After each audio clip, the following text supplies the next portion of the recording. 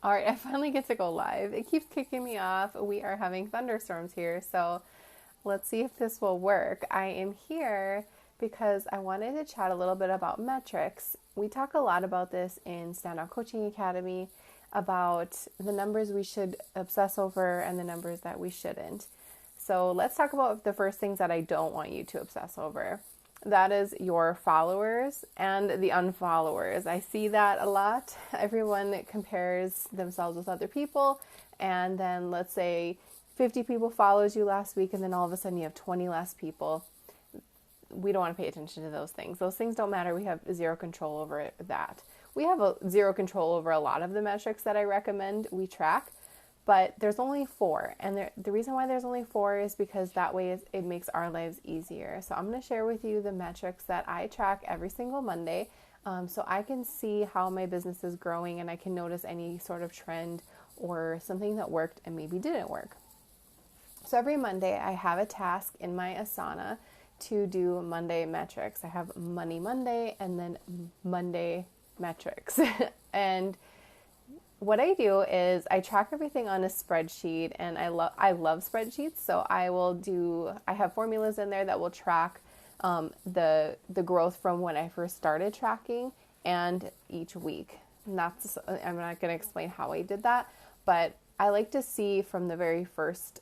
I think I started 2019, a few weeks in is when I started doing it. I can see the difference within the year and then between last week. So I can track the growth in 2 different ways. But the 4 things that I track, and I recommend a lot, all my coaches to track these things, is because it shows kind of where you stand, where your people are, and how they're responding. Most of the time, all of my coaches are going to have an audience on Instagram. So that is one of the metrics that we track. We track our followers. We don't obsess over it, but it is nice to know if you maybe started changing the way you present yourself on Instagram, if you switched up your feed, if you're going live more, if you're doing stories more. That's really huge. And what I'm finding with my metrics is when I do stories and lives, I get a lot more people coming over to my Facebook group. And that really, that's just free marketing for me. They'll come over to my Facebook group, I can help them there, and they'll possibly sign up for my program.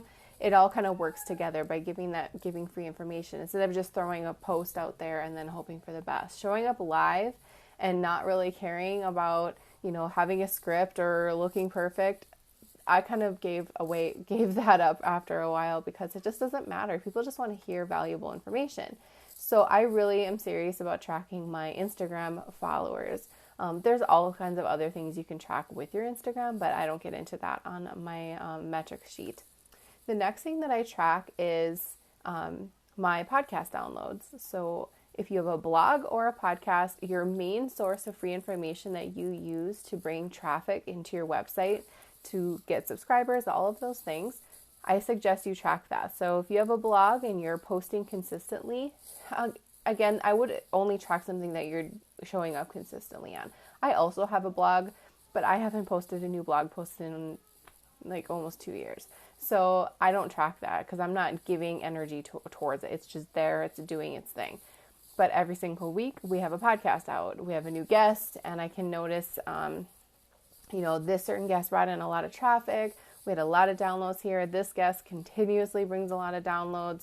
And I can then I'll notice all the other metrics are higher too. And they all kind of work together. So that's the second one that I track. I track Instagram followers, and then I track podcast downloads. I use Awesound. I don't know how accurate it is for analytics. I don't know if it will go into all the other players. I just use whatever's on Awesound, and that's it. I don't get too crazy into it. The numbers are always increasing. They're pretty steady, but I do notice particular jumps once in a while. The third one that I track is my email list. Email list is super important. And I remember when I very first started caring about my email list, that was like the very first thing that I would go into when I turned on my computer. I would go see if I had any new subscribers, and I started really obsessing over that number, and it just kind of stayed where it was. I wasn't providing enough content for that number to rise, but yet I thought that the number should rise because I had been doing this for a couple of years, and what the heck's the matter with it?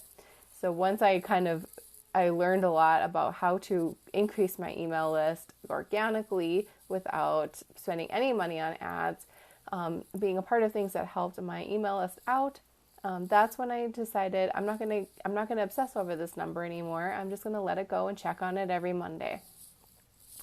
Before I could tell you how many people I had on my email list, and now I can't because I don't really obsess over it. But I do track it every single Monday. And we email our list every single Monday. We email the whole list. And a lot of people get nervous to do that because they're afraid of unsubscribes. I don't, because I feel like if you unsubscribe from me, you weren't meant to be on my list anyway, and it's all good. I'd rather have a more concentrated list than this huge number that doesn't mean anything. So we track our Instagram followers, podcast downloads, email list subscribers, and the last one that I track is my Facebook group members.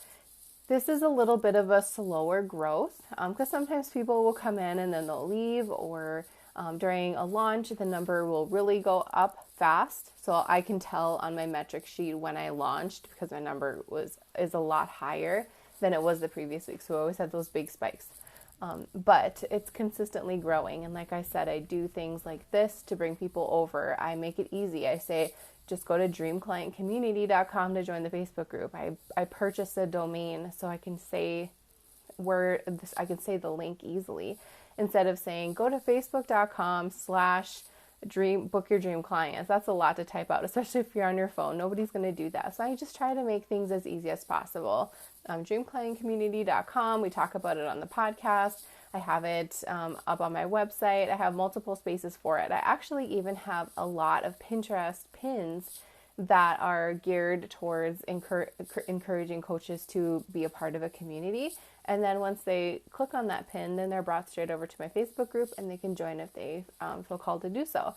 So I do a lot of free organic marketing strategies to bring people into the group, and the number is always increasing, which is always fun to see new coaches come in and hear their questions and see what they're doing. So those are the only 4 metrics that I really care about when I launch. It's different. We track all the emails, the opens, the clicks, the conversion rates. I'm all about conversion rates. Then it gets a lot deeper into the numbers, but just weekly non-negotiable tasks that we do in the coaching business and that I recommend all coaches do is track those 4 things that really matter for your growth. Things that will matter, like so you can monitor those spikes. Why did this happen? Sometimes there's just a fluke in a spike with traffic and you just don't know. But sometimes you can say, oh, that's because I did this. I absolutely know that's why that happened. And that's kind of cool because when you notice trends like that, you can do more things that will cause those spikes. So let me just recap real quick. Instagram followers, Facebook group members, private Facebook group members, and email list subscribers, and podcast downloads, or if you're a blogger, track your blog traffic. All right, that's all I have for you today. If you have any questions, let me know, and thank you for watching. I will see you tomorrow.